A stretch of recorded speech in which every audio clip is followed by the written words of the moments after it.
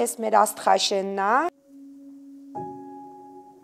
Մեր գյուղից աստղեր են բերել, քարի աստղեր։ Մենք Արցախում զբաղվել ենք անասնապահությամբ ու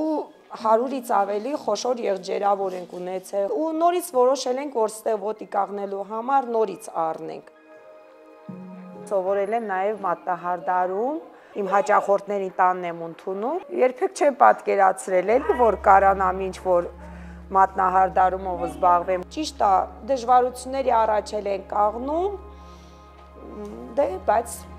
նենց ենք անում, որ հաղթահարենք հանուն մեր երեխաներին, որ կարանանք նորից ոտի կաղնենք ու ապրենք։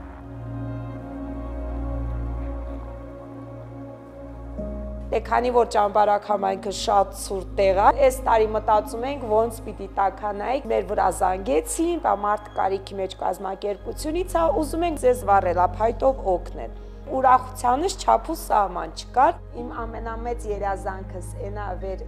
մեր բարբառը միշտ ինի։ Վեր մեր Ղարաբաղը մի մարդում տեսնում, հետը մեր բարբառավը խոսում ու մին 3-4 օր հանգստանում, քանի վեր իմ բարբառս է։